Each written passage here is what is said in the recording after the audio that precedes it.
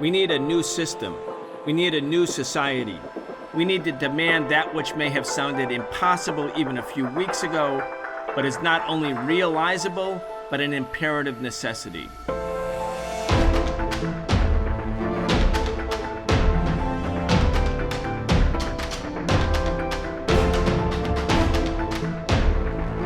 China's huge economic and social growth continues in spite of severe U.S. sanctions. The Israeli government, having been given a green light by the Trump administration, is escalating its war against the people in Gaza. U.S. students are being arrested and kidnapped by U.S. government officials and sent to prisons. The war in Ukraine grinds on. There's a lot to talk about. The world is changing. Welcome to the Socialist Program. I'm your host, Brian Becker. Today we're talking with Ben Norton. Ben is an investigative journalist currently based in Beijing, China. He is the editor of the independent news website Geopolitical Economy. You can find their materials at geopoliticaleconomy.com. Ben Norton, welcome back. Thanks for having me, Brian. It's always a pleasure being here and one of my favorite shows. Thanks, Ben. Ben, I do want to talk to you mainly about China, U.S.-China relations, China's economic growth, the war being waged against China. But I want to start with the story about student repression. In all 50 states, there are investigations against Chinese students who are international students going to school in the United States. Now, Mahmoud Khalil, a Palestinian, has been kidnapped by ICE, taken to an ICE detention center. Even last night, a Fulbright scholar at Tufts University was kidnapped and taken to a U.S. prison. There's a South Korean student who's been here since she was 7 or 8 or 9 years old. She's 21 now. She's an American for all intents and purposes. They're deporting her, or trying to. She's suing in court because she participated in pro-Palestinian protests, or maybe a better way to say it is anti-genocide protests. When you think about the impact of this kind of witch hunt against students, foreign students in particular, it seems to me that the Trump administration is shooting itself in the foot. I mean, you're in China. A lot of parents in China have wanted to send their kids to the United States, to prestigious universities, and they've done so in the past. But if I was a parent in China right now, I'd think like, that's dangerous. Anyway, I want to get your perception. This is a bigger story about American soft power and the diminution of that soft power as a consequence of the U.S. government's own policies. Go ahead. Yeah, you hit the nail on the head, Brian. I've heard this from people here in China, from parents who say that they wanted to send their kids to a prestigious Ivy League school in the U.S., but now they would never do that because, first of all, there's repression in general against students protesting, especially against foreign students, and particularly against Chinese students. So you mentioned a few different cases. First of all, these protesters, including U.S. citizens, including people with green cards, people with valid visas, who are being kidnapped by ICE, and now Trump is trying to deport them for protesting against genocide, for what is recognized internationally by United Nations experts, by multiple UN special committees. They've said this is a genocide that's going on in Gaza, sponsored by the United States. And Israeli military officers have admitted, including in an article in Haaretz, the Israeli newspaper, that without U.S. support, they would not be able to wage this war. So it's a U.S.-Israeli war. It's not just an Israeli war. Every single bomb, every single plane is provided by the United States. The U.S. is by far the largest exporter of weapons and ammunition and other military technology to Israel. And then what we see in the U.S. is that these protesters are being arrested, expelled from schools for exercising the right they have under the First Amendment to free speech and freedom of assembly. It says it very clearly. It's not just freedom of speech, it's freedom of assembly, which is being violated. And what we also see is this campaign of terror against foreign students. And you mentioned this horrible case of this young woman who's 21. She's a student at Columbia. Trump is trying to deport her. She has spent 14 years of her life in the United States. She came to the U.S. from South Korea when she was 7 years old. She's grown up in the U.S. She doesn't remember South Korea. She's an American, and now Trump is trying to deport her. It's crazy. And what this shows is how when Trump was campaigning for president, And during his first term, his rhetoric was mostly about undocumented immigrants, what they call so-called illegal immigrants. And since then, they've expanded that further. So at first, he said he was only going to try to deport undocumented immigrants.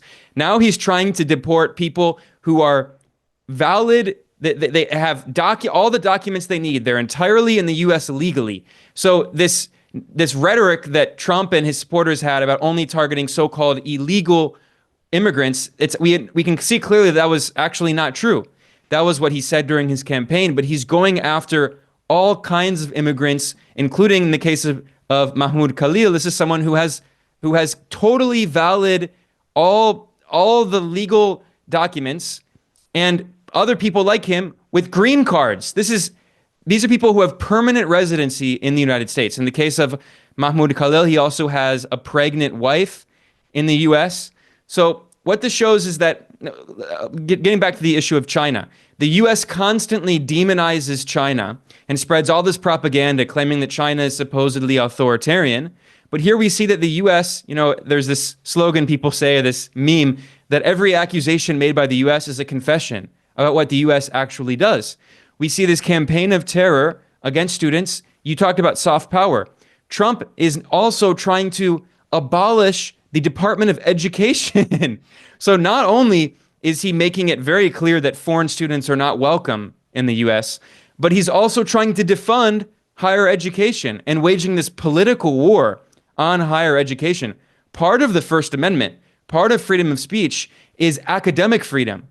Professors at U.S. universities have the right to teach about things in U.S. history that Trump doesn't want people to know about, like the history of socialism, for instance. And he's saying that anything that has to do with the left needs to be banned because it's all DEI or Marxism or woke or whatever propaganda they use this week. This is just McCarthyism. I mean, this is not new in U.S. history, unfortunately. But what we're going back to is a very extreme, blatant form of McCarthyism. And of course, it's combined with racism and Islamophobia. And in the case of China, this hysterical anti-China obsession that is part of the new Cold War. Yeah, there's almost 300,000 Chinese students, international students at U.S. universities a year ago. They were only outnumbered, I think, by Indian foreign students, international students in the United States. There's more than 1 million international students who come to the United States. So 1 out of every 5 is Chinese. When the Chinese sent students or allowed students to come to the United States back with the opening up reforms, the idea was they were going to learn science, technology, engineering, math, bring it back to China, help China overcome the legacy of underdevelopment and poverty. The primary priority of the Chinese government was economic development. And the Chinese government recognized that, well, a certain number of those students would not come back. They would stay in the United States. They would be, offered high-paying jobs in the U.S. by relative to China, but enough would come back that it would help China's development. Okay, that policy has gone on now for 40 years. So there's a lot of Chinese people in China today who went to school in the United States. And I think from a U.S. point of view, from a U.S. geostrategic point of view, there was also an assumption by the U.S. government that many of these students would be kind of pro-American because they had come to a richer country, a country that had an established and stable political system, that it would be sort of a magnet for pro-American sentiment. And undoubtedly that also happened. But now I want to talk to you about perceptions in China about the United States, because it's not just about student repression. I looked up the other day, I was doing some research, how many bullet trains are there in China? The number, according to some AI-generated website, was 3,600. Then I said, my search term was, how many bullet trains are there in the United States? And the answer was 1. And the 1 was the Acela between Washington, D.C. and Boston. Now, anybody who's been on the Northeast Corridor of Amtrak knows that the Acela is definitely not a bullet train, which means that there are no bullet trains. So here you have a country, China, which was so poor in 1949 that 1 million people a year were literally starving to death, is now such a economic powerhouse. And ultimately, foundationally, what happens economically determines everything. A military might seem to make right, but ultimately it's about economic progress. Let's talk about that. Yeah, absolutely. Now, getting back to this issue of universities in the U.S. and Chinese students, what we've seen in the past decade or so is related to China's economic development, but it's also related to the growing racism and xenophobia in the U.S. targeting Asian students, especially Chinese students, but also, we were talking about students from West Asia, from other countries. In the case of China, about maybe 20 years ago or so, you're right that many students that went to elite U.S. universities from China, they would end up staying in the U.S. looking for some kind of job. But recently, I've heard from many people here in China who studied in the U.S. that their quality of life was worse in the U.S. Now, back in the 80s and 90s, the economic development in the U.S. was certainly at a much higher level than in China, which was still recovering from underdevelopment and partial colonialism and such. And in China now, the standard of living is higher than in many places in the U.S. And it's also a matter of security. So, for instance, I was talking to a friend a few months ago who did a master's in New York, and he said that he was robbed 2 times. One time at gunpoint, one time with a knife. And he said, in China, I mean, there's basically in the big cities, there's basically no violent crime at this point. They're so safe. And this is something that you constantly hear, including from foreigners, especially foreign women. They're always surprised at how safe China is. And they feel so safe because at night they can walk around late at night, on a Friday or Saturday night and face no dangerous circumstances. So that was part of it. And then, of course, the job opportunities in China, I'm not saying that it's perfect. There are issues with youth unemployment and such, but wages have risen so much in China, and there are so many more opportunities now. So a lot of people from China who study in the U.S. come back to China, or simply they're staying in China to study, which also has some very good universities. Now, in terms of China's economic development, I mean, it is like night and day. What we've seen is that China has lifted 800 million people out of poverty. That is over half the population. It's roughly 1.4 billion people in China. And even according to the World Bank, which, is a very neoliberal biased, US dominated institution, even they acknowledged that China was responsible for 3/4 of all global extreme poverty reduction in the past 40 years. So now you hear from people like Steven Pinker and these Western neoliberal scholars who say capitalism is making the world so much better and we're all moving toward progress. Well, if you take China out of much of the data, the situation is getting worse in the world. Poverty is getting worse in the world. Economic development in the global south, if you look at the gap in economic development between the global south and the global north, if you remove China from the data, there is very little progress. If you add China to the data, there's been a massive decrease in the size of that gap. So what has China done? I mean, in addition to overseeing massive poverty reduction, China has gone from producing agricultural products and textiles, very low value-added basic commodities, to now producing the most advanced technologies. So you talked about high-speed rail. I mean, the U.S. doesn't even have high-speed rail, of course, but China is now the world's leader in electric vehicles, in solar panels, in many new technologies, including artificial intelligence. We saw that this Chinese company, DeepSeek, just came out of nowhere and surprised the West, and the US in particular, by releasing not only models, AI models that are just as good, if not better, than those released by OpenAI, which is actually a funny name. It's closed AI. OpenAI is the leading US AI company, which is 49% owned by Microsoft, one of the world's largest monopolies. Well, unlike closed AI in the US, DeepSeek released this model open source.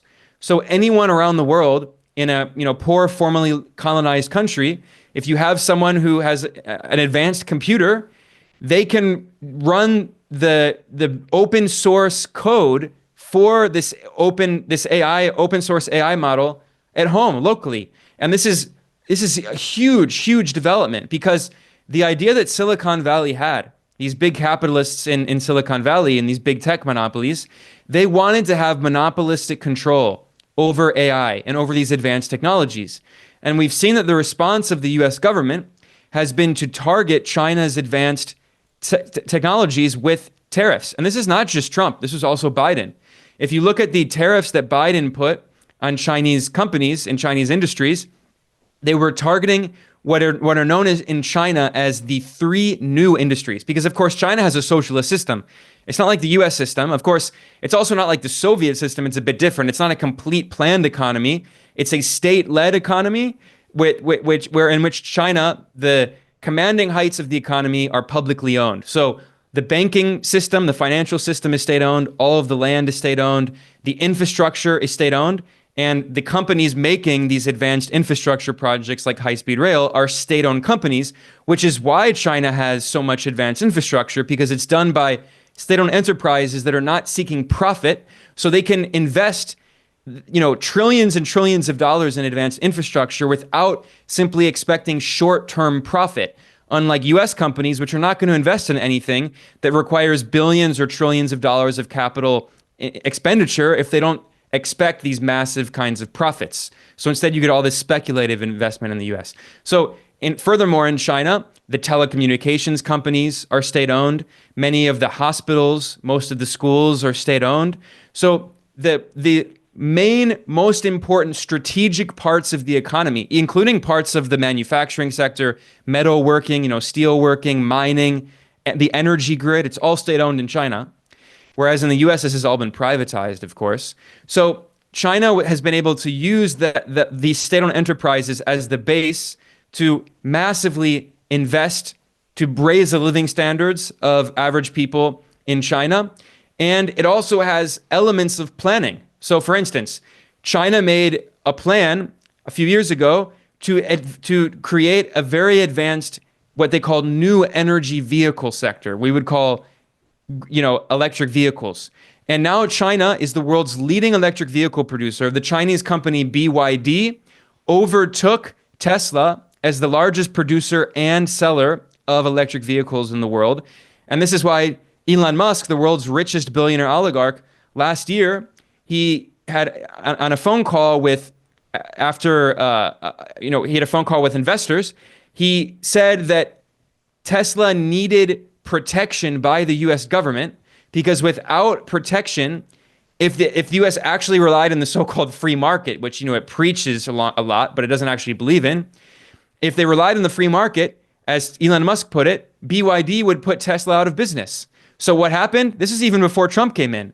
Biden put 100% tariffs on Chinese electric vehicles. So this is how capitalism actually works.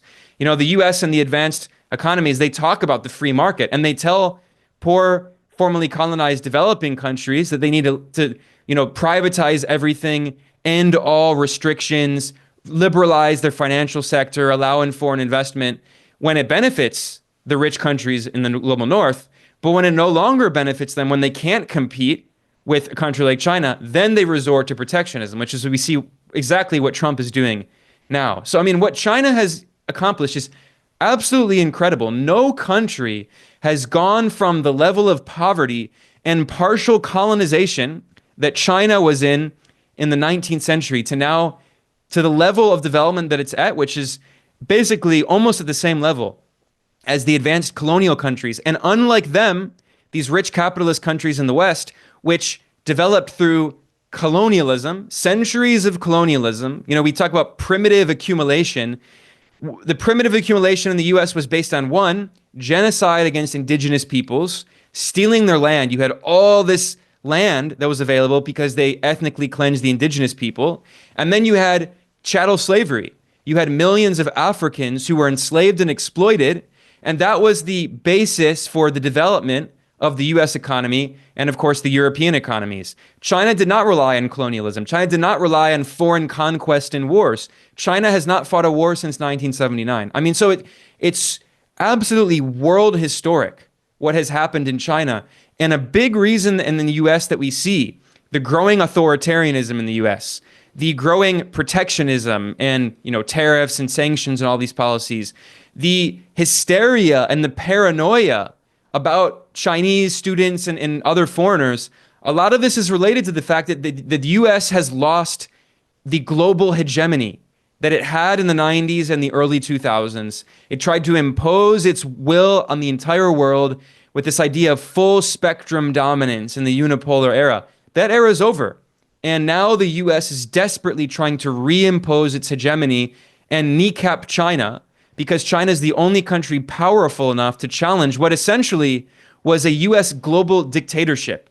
When we talk about, US global hegemony, it's a global dictatorship because any country that tried to be independent, that tried to pursue its own sovereign path of development, was targeted by the US with sanctions and a blockade, like the DPRK, like Cuba, like Iran, or their government was overthrown. They were invaded, like Iraq, or they were invaded, and their leader was killed, like in Libya. Yeah.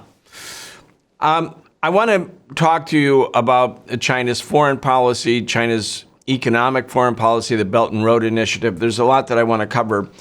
But one thing I want to just ask you about, and I think American audiences, U.S. audiences will be very interested in this. You mentioned that big parts of the Chinese economy are state-owned. So the key commanding heights of the economy, land, banking, also the infrastructure. Now, this is, we're now, it's now springtime in the United States, at least here in New York City, Washington, D.C. It's springtime, Ben. And that means the prohibitions of cutting people off from getting electricity or gas to heat and light their apartments and homes, that prohibition which exists on infrastructure, on utility companies in the wintertime when it's very cold, that's lifted. So right now, as we're speaking, tens of thousands of people in the nation's capital, in the area right around Washington, D.C., they're going to lose electricity. They're going to have their lights turned off. They're not going to be able to heat their homes or use air conditioning because they fell behind in paying their electric bill or their gas bill. This happens every springtime. That's what springtime means for a big part of the U.S. working class. What's the situation in China? I mean, when you compare this kind of situation, obviously there's a capitalist element in property relations in China. It's not, as you say, a purely a planned state-owned economy. There is a big capitalist class, big petty bourgeoisie or middle class. But in terms of like basic rights, like the right to have heat, the right to have light, what's the situation in China? Yeah, well, I would say China's system is firmly socialist, but it's not entirely planned. And China's system is known as, the name is a socialist market economy. And the argument that the Communist Party of China makes is that, markets have been around for thousands of years. Even under feudalism, there were still markets. They argue that markets are not necessarily a capitalist form of interchange, but what's most important is that, one, the commanding heights of the economy remain publicly owned, and two, there are capitalists in China, but they have no political power. They're not a consolidated class that can exercise political power.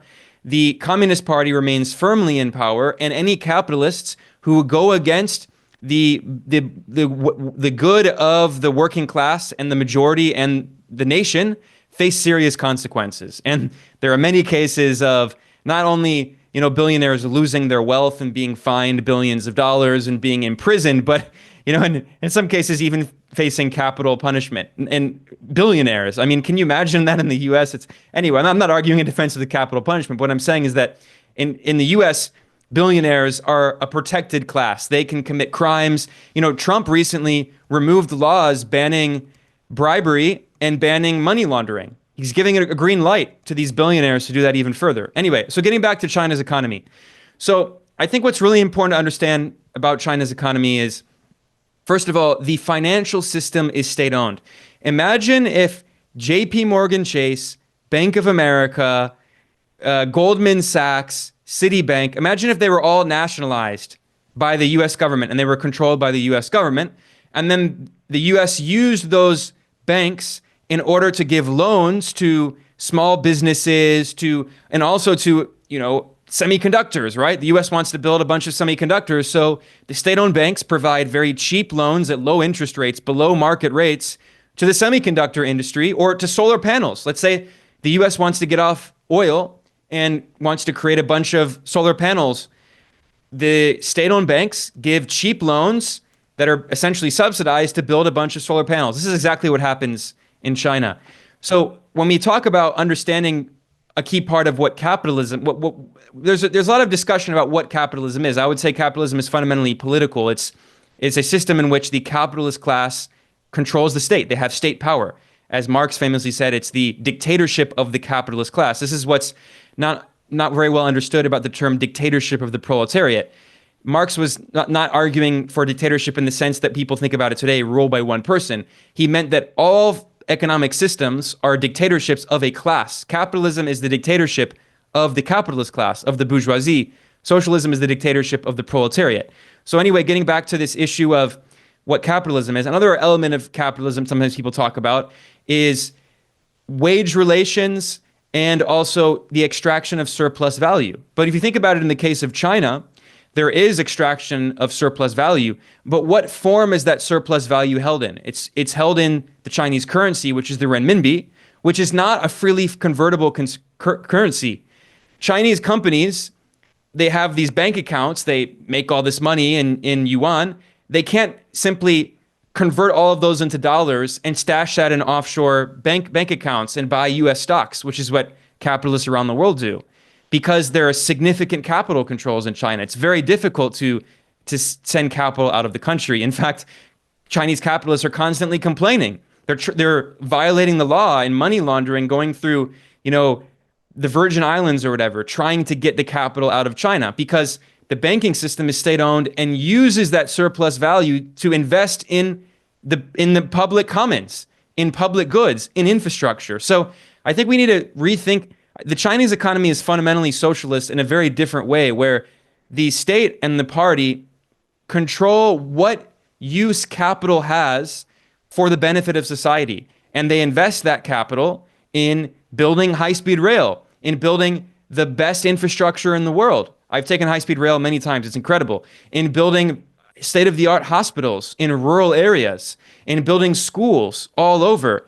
And now since the 19th National Party Congress in 2017, the Communist Party of China officially announced that the primary contradiction in Chinese society, the number one goal in China, is to rectify, to minimize uneven development inside the country. Because previously the goal, since the reform and opening up, starting in 1978, was China recognized that it was very underdeveloped and it was really behind the most advanced economies. It needed to simply develop as quickly as possible, including, there was a lot of difficulty. There were a lot of, long hours worked in very difficult conditions, but China wanted to develop as quickly as possible, which, actually it's not dissimilar to what happened in the Soviet Union in the 20s and 30s, right? So now China has reached the point where, as of 2017, the party announced that its goal is no longer just to grow as quickly as possible, but to decrease inequality and to pursue what's known as common prosperity. That is a huge topic that is discussed frequently. Now, getting back to your basic question about the cost of living. I mean, it's incredible how cheap it is to live in China, the basic costs of living. So, for instance, you asked about the electrical grid and things like that. It's all state-owned, of course, unlike in the US where it's all privatized. So here in China, I live in a small apartment, and honestly, the bills that I pay are so low that I really don't know exactly how much it is, because it's a few dollars every month. In terms of electricity, it's a few dollars every month. In terms of my phone bill, because also imagine if Verizon and Comcast and T-Mobile, AT&T, imagine all of those companies were nationalized by the US government, because that's what it is in China. There are three major state-owned companies that have control over the telecommunications infrastructure, including all of the cell phones and the internet. And I pay like the equivalent of like $4 or $5 every month for 20 gigabytes of data.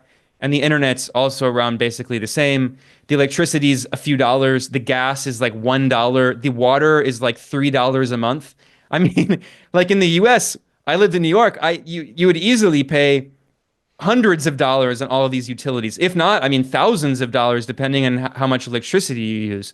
So the thing about China is that the government uses the state-owned enterprises and infrastructure to keep the cost of living as low as possible, which also is why GDP measurements about China are often misleading. They're actually much lower than China.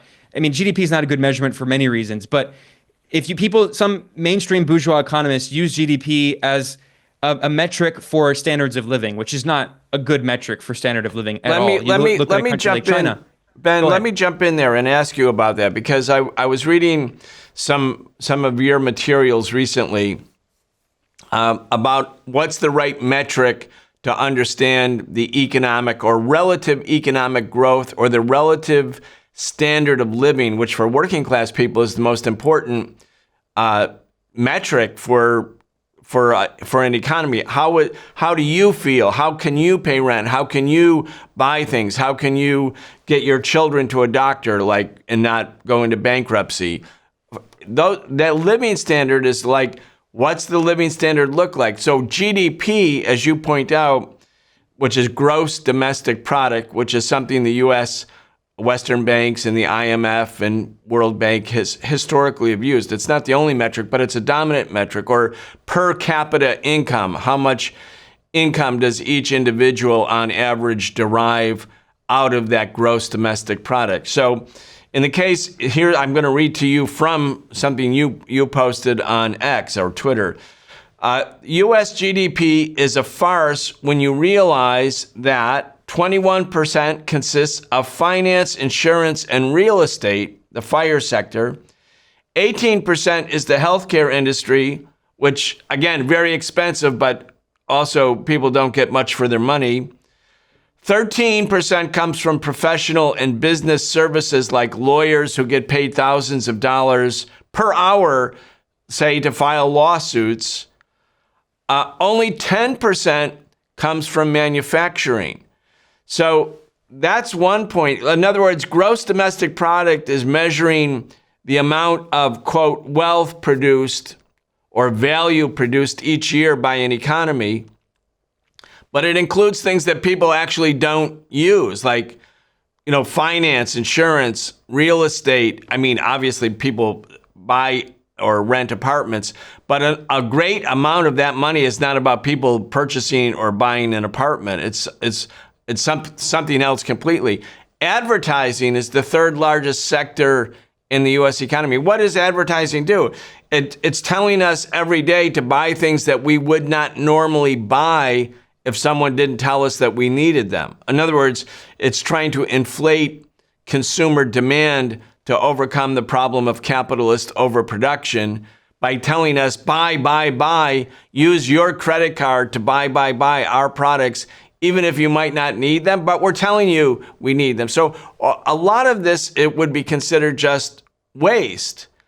Anyway, that's not the right way to measure as a metric to measure the two economies. We're not saying, and I don't think you're saying, that China is richer than the United States. The United States was the richest country in the world, but for working class people, quote, normal or ordinary people, GDP is not the right metric to measure. Yeah, it's absolutely right. I mean, look, economists are obsessed with GDP. Everything's about GDP. It's one of the biggest problems with economics as a discipline. But let's have a thought experiment here. If China's goal were simply to maximize GDP at all costs, no matter what, one of the best ways to increase GDP would be to privatize all of the land, privatize all of the hospitals, privatize all of the schools, all of the electrical grid, the telecommunications companies, and then those companies would charge as much as possible, maximize their profits, and GDP would go up. I mean, this is the US model, right? So, for instance, US GDP would probably go down if there were a Medicare for all system, if all of the health insurance companies were nationalized, and there was one provider of healthcare, which is the government, which would be a much better system. I mean, the US healthcare system is just a monstrosity. We were talking about, in US GDP metrics, 18% of US GDP consists of the healthcare industry, and yet, which is twice the average of the OECD countries, which are the rich countries. And yet the US has the worst public health results of those countries, despite spending twice as much. And why is that? It's because a bunch of, first of all, private hospitals with each, if anyone's ever been to the ER in the US, you get like 6 bills because in the room, 5 companies control every different little object in the room. And the nurses work for a different company. The doctors work for a different company. You get a bunch of bills over months, and they're all charging these extortionate rates. And then you have the health insurance companies who you pay however much money every month, and they try everything they can to deny you coverage. But GDP goes up. That's great for them. They're very profitable. Another example is the banking system, right? I'm not joking when I say this. If a bank charges someone an overdraft fee, GDP goes up. So if you don't have any money in your bank account and the bank charges you a fee for not having any money, that's a contribution to GDP. That's considered a financial service. It's registered in GDP data. So a lot of economists look at China and they say China's GDP per capita, which is per head, is so low. It's still such a poor country. But China's main focus is not maximizing GDP. I mean, they care about GDP, but it's on the list of 50 priorities. It's not even in the top 10. And the top 10 is poverty reduction, massively investing in raising living standards through especially infrastructure development, because China's like a continent, 1.4 billion people. It's so enormous. It's larger than all of Europe and the US combined. And there are still, even though they've eliminated extreme poverty, there still are a lot of people who are living very humble lives. And the Chinese government is emphasizing the importance of raising living standards of people in the countryside. And again, in common prosperity, reducing those differences between the urban areas and the countryside. So, I mean, what China has accomplished is absolutely remarkable. And honestly, in the US, I think we could learn so many lessons of what China has done. I'm not saying that we can just exactly copy the Chinese model. And in fact, famously, the former Chinese leader, Deng Xiaoping, he famously told, he was speaking at a conference in Africa with different leaders from Africa, and he famously said, don't just copy our model. You can learn from our experience, but you should apply what you learn from us to your own unique conditions. And I think that in the US, there's a lot people can learn from China. And the last thing I'll say here is imagine if a government came to power in the US and they nationalized JP Morgan, they nationalized Geico, they nationalized, United Healthcare, they nationalized Verizon, they nationalized all of the, to the extent that there are, these, for instance, infrastructure companies that are investing in like building rail or whatever. Like there aren't that many, but like Elon Musk's company, because the US doesn't invest in high-speed rail and such, Elon Musk is trying to build like these privatized little small tunnels through his boring company. Imagine if all of that were nationalized and then the government said, we're going to invest in healthcare, education, infrastructure, telecommunications, and reduce the cost and make it as cheap as possible. And instead of making the cost of living as high as possible, we'll make the cost of living as low as possible. So yes, GDP would go down probably, and even wages might not be as super high as they look like. But when you're making, whatever wage you make in the US, it looks like you're richer compared to a country like China where wages seem to be lower. But that's because how much of your wage, half of your wage goes to paying rent, a bunch of it goes to paying your phone bill, a bunch of it goes to paying your health insurance and your car insurance. That system, it does not make you live a more comfortable life, even though GDP is higher. Yeah, so I think this is extremely useful, Ben. Right now, for instance, I pay Verizon every month for the privilege of using my phone. If at home I want to watch movies on TV and they're not live streaming, I pay Netflix some money, I pay a cable company some money, and every time I pay them for the privilege of using my phone or watching a movie that is just streaming online, for that privilege, that increases the gross domestic product of the United States because their reception of my revenue, their profits add to GDP. if you made all of that free, GDP would go down, but we would be happier because we wouldn't be spending our limited amount of money to pay capitalists for the privilege of having light, the privilege of having gas if we have gas heating, the privilege of air conditioning, the privilege of watching or streaming videos, the privilege of putting our money into a financial institution so that it has some safety and security. This is like kind of we are a rentier capitalism where we're paying the capitalists for the privilege, and of course I could use air quotes around the word privilege, for the right to do things that should be absolutely free. Going to a doctor should be free. That should be a top priority. Nobody should get a doctor's bill. And you know, when some Soviet dissidents came to the United States in the 1970s, I talked to some of them here in New York City, and I was working with somebody who was a Soviet, they had left the Soviet Union, and they showed me that they had gotten a doctor's bill, and the person said to me, "Where do I take this?" And meaning like they didn't know what this was, like a doctor's bill. And I was like, "No, that's yours. That's yours. You have to pay that." And they were like, "What?" Anyway, Americans think that this is the way life must be, which of course is not true. Anyway, let's go on to another topic. Well, one quick note, Brian. I just have to point this out. You know, this is often pointed out, but Ayn Rand, the famous libertarian, super right-wing writer, another anti-Soviet figure, she, at the end of her, in retirement, at the end of her life, she was basically in poverty. She had very little money, and she went on Medicare, which now, you know, Elon Musk is talking about trying to get his foot in the door of privatizing Medicare and slashing Medicare. And yet you have the symbol of libertarianism at the end of her life.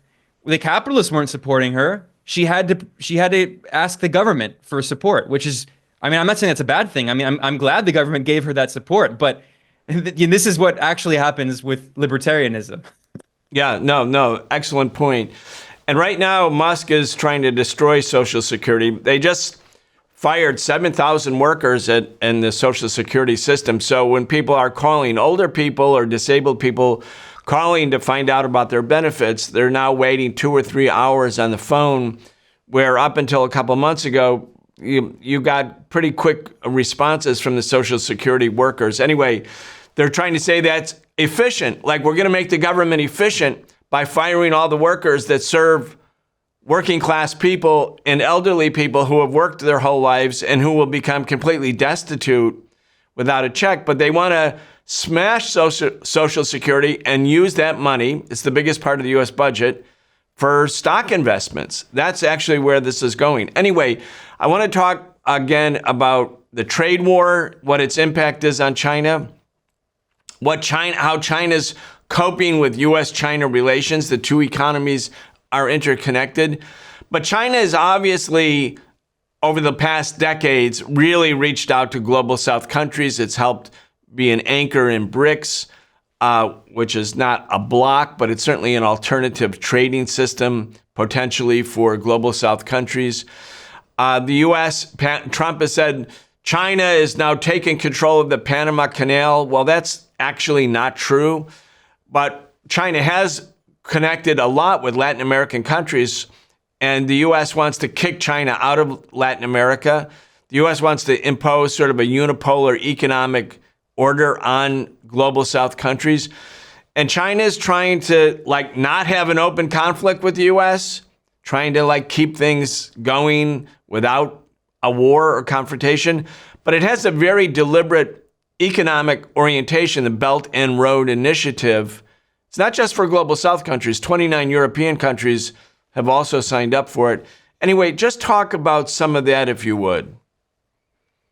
Yeah, this is huge. Now, earlier we were talking about surplus value and how in China, the surplus value is stored in the form of renminbi, which is a non-convertible currency. And then the state owns the banks and controls what is done with it, essentially invests that surplus value in domestic infrastructure and in social programs and such. Well, a lot of it also goes into funding infrastructure abroad.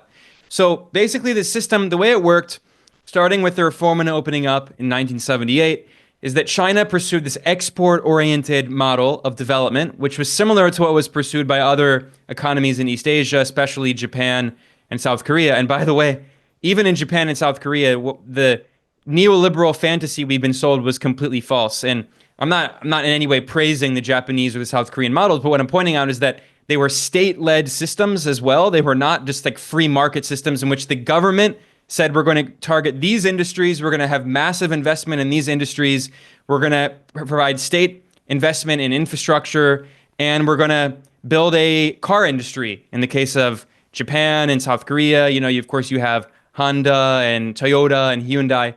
So Deng Xiaoping looked at elements of what was happening in East Asia, and he combined that with elements of socialism.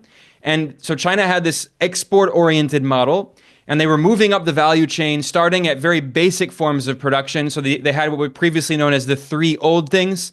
So originally they were focused on household appliances, clothing, basic clothing, and then basic electronics. So originally they had every household, they wanted to build a refrigerator, and they wanted to have a TV set and an air conditioner. So they started at the very low end and they continued working up, and now they're doing artificial intelligence, robots, EVs. Okay.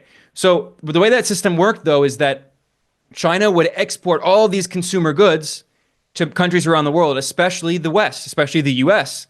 And, wages in the US actually have been stagnant since the neoliberal era, since the late 1970s. Real wages in the US, adjusted for inflation, were stagnant. But one of the reasons that people did not feel poor, even though, education got more expensive, healthcare, housing got much more expensive, the costs of those services increased much faster than inflation. But consumer prices fell a lot because China was exporting deflation by producing all of these very cheap products and exporting them to the US. The US has a very powerful advantage. It prints the world's global currency, the global reserve currency, the US dollar. So the US would print more and more dollars and build up more and more debt with this trade deficit, and then it would give China all of these dollars. And for decades, China would invest those dollars largely in US Treasury securities, which is US government debt. However, a few things happened. The 2008 financial crisis, which was a wake-up call. It was not a crisis in China, by the way. People call it the global financial crisis. It was not global in many countries. It was the North Atlantic financial crisis. It started in the US financial system, and it spread to Europe because so many European banks were integrated with the US financial system. If you look at China and many countries in the global South, they continued growing very healthily, even throughout the crisis. So that was a wake-up call. And then the Obama administration declared the so-called pivot to Asia, right? And as you often say, when they say pivot to Asia, they mean pivot to war in Asia, and specifically war on China. So the US began preparing for conflict with China, and China said, why are we investing all of these dollars in helping to finance the US government by buying all these US Treasury securities? Instead, we should recycle those dollars into more productive investments that also can help grow our trade partners in the global South. So in 2013, right after the Obama administration declared its pivot to Asia, China's President Xi Jinping, who came in late 2012 as the general secretary, in 2013, he went to Kazakhstan and he announced the new Silk Road. And the new Silk Road expanded over time, and it became what was known as One Belt, One Road, or the Belt and Road Initiative. And now there are more than 100 countries that have joined this. And, the West, there's all this propaganda in the US claiming that this is about that China is making an empire. It's nonsense. It's ridiculous. The reason I went through all that historical context is what I'm explaining is that China said, we have all these excess dollars. What are we going to do with these dollars?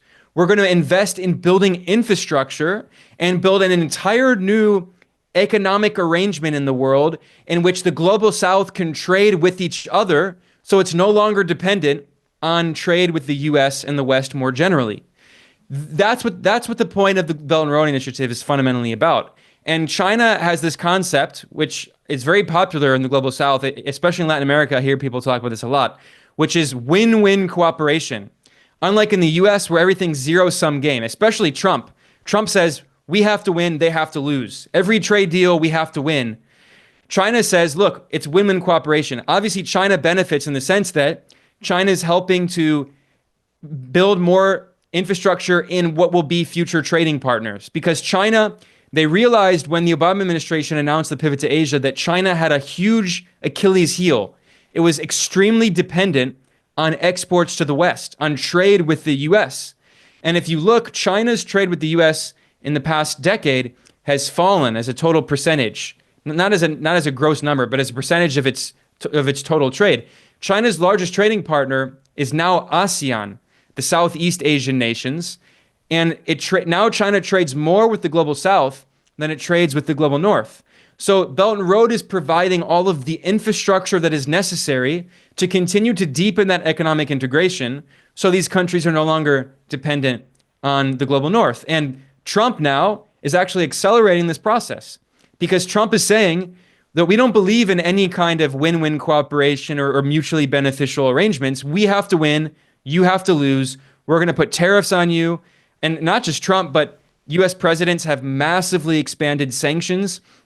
More than 1/4 of all countries on earth are under US sanctions, including the majority of low-income countries. 60% of poor countries are under some form of US sanctions. So now China is saying, we're going to work together to build an entirely independent infrastructure for trade. And now, if the West wants to block us all, cut us all out through sanctions and tariffs, we're going to be okay. It's not going to cause this massive economic dislocation. It's such an important change in the global relationship of forces that China is able to make this transition. And I want to explain real quickly for people just one historical example about why this is so important.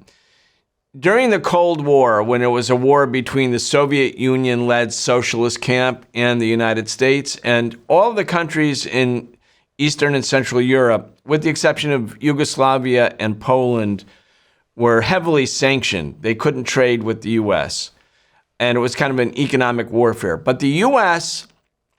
gave lots of loans to Poland. They also, in the College of Cardinals, made sure there was a Polish Pope for the first time in 1979. And Poland became really an export-driven socialist economy that had access to the Western market. And Poland was producing for the West. So you were building, in socialist Poland, they were building, say, golf carts, where there were no golf courses in Poland. But in 1980, 79 and 80, there was an economic recession. Poland couldn't sell its exports to the West. They couldn't then pay back the loans because they didn't have the revenue because global demand basically dried up in the West. And the U.S. moved in at that point and said to the Polish socialist government, okay, we'll roll over your loan. Don't worry about it. You just have to do one thing. You have to give us some collateral.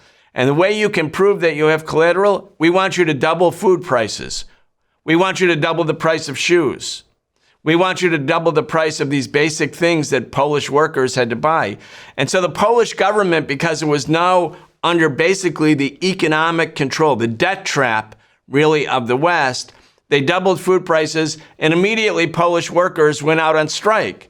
That's when the labor union Solidarity was formed. And then the CIA came in and supported Solidarity and said, we support workers' rights, not in the United States, not in the UK under Margaret Thatcher, but in Poland, the CIA loved unions because they were against the socialist government. So this debt trap, this export-oriented economy with loans from the West and being indebted to the West also means essentially a loss of sovereignty. That's the point that I'm getting at. And China, having embarked on this different economic path, enhances, defends, secures its own sovereignty, and then offers trade arrangements with Global South, meaning former colonized countries or semi-colonized countries, allowing them too to defend their sovereignty so that they're not in the endless debt trap to Western capitalist countries, and especially the United States. This is about relationship of forces on a global scale. It seems kind of lost in the weeds a little bit, especially for people who aren't economists or, the language of economism sounds kind of like a foreign language, which is understandable. But this is about sovereignty, independence, the relationship of forces with imperialism. Go ahead. Yeah, it's absolutely right. And this issue, what you talked about, the debt crisis in the 80s, was so important not only for Poland, but for the global South. I mean, we're living through a situation today that is not dissimilar. So the long story short is that because the dollar is the global reserve currency, countries around the world, when they borrow money, they tend to they take on loans that are denominated in dollars. So they have to get dollars in order to pay back that debt. What happened in the 70s is there was the OPEC oil crisis, which was a response to Israel's colonial wars in West Asia, sponsored by the US. And OPEC said, okay, we're going to have an oil lockout of the Western countries. Oil prices massively increased. And then there was a lot of inflation. And then that inflation was blamed on unions in the US. And they said, okay, in the 70s that unions got out of control. Workers were too powerful. We have to crack down on these unions because they're causing inflation. And then in 1979, you had the very right-wing chair of the Federal Reserve, the U.S. Central Bank, Paul Volcker. He did the famous Volcker shock. He massively raised interest rates to try to bring down inflation by crushing the purchasing power of workers, by basically causing a recession on purpose. And what happened? All these countries around the world, because interest rates went up so high, their currencies all fell against the dollar, and it made it impossible for them to get enough dollars to pay off their debt. This is what happened in Poland, but it also is what happened in Mexico, Brazil, and Argentina.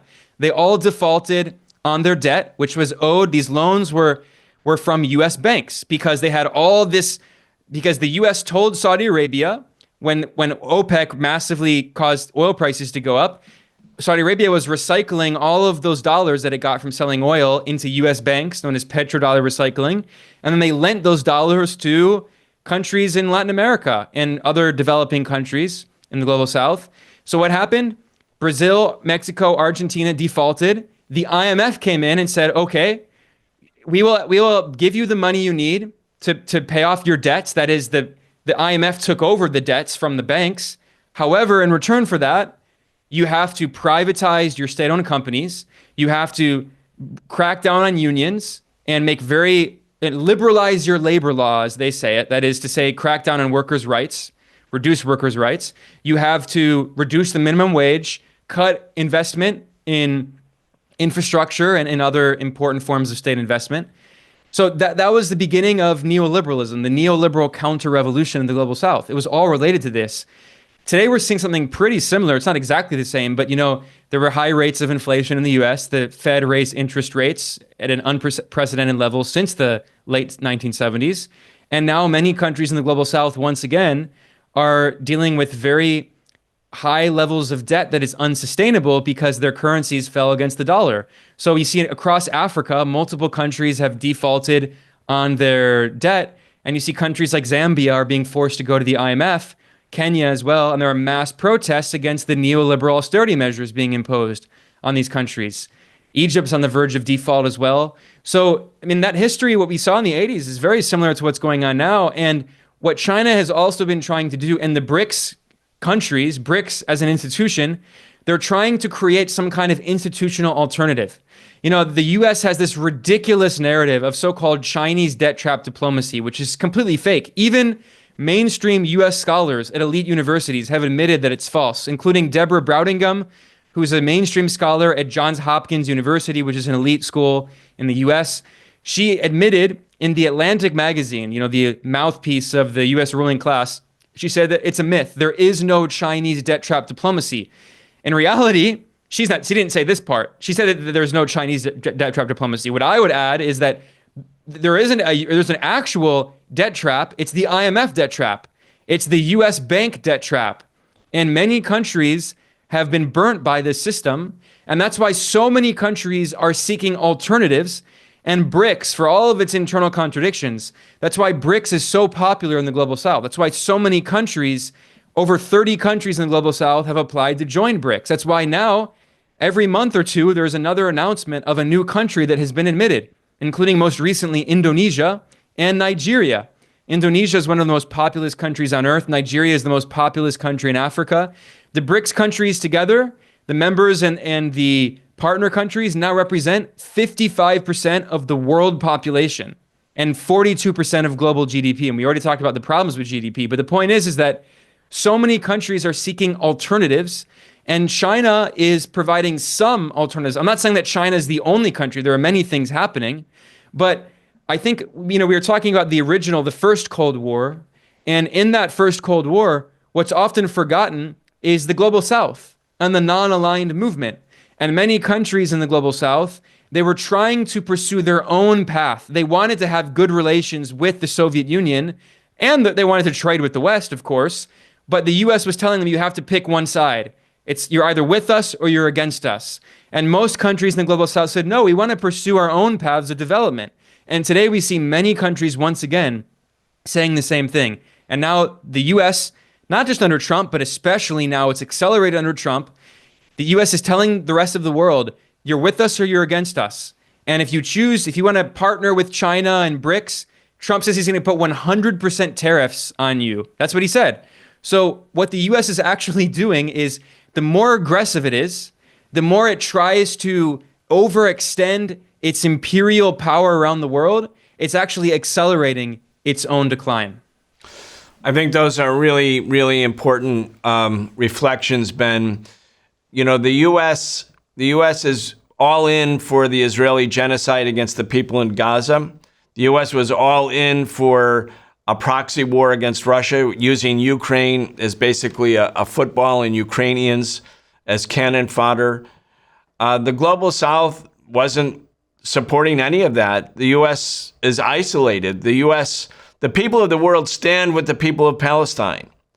The people of the world look at the Russia-Ukraine conflict as a proxy war waged by the U.S. Even if they don't agree with Russia's military action, they recognize that this was a U.S. operation. They're not in a situation where they're completely abandoning Russia. And then instead of being dictated to by IMF, World Bank, and the U.S. and Western capitalist institutions, they welcome the idea that China as an anchor of a different part of a global economy, a second global economy in a way. It's not disconnected from the global economy, but it offers alternatives. The people of the world welcome that too. That's where we're going, Ben. And that's why I was really happy that you were able to join our show today, because this is not going to go away. This is the big trend in global politics. 100 years ago, when Lenin wrote the book, Imperialism, the Highest Stage of Capitalism, he put the struggle between the colonized world and the imperialist world at the center of what was then a reorganized socialist movement, or a movement he was attempting to reorganize and then ultimately did.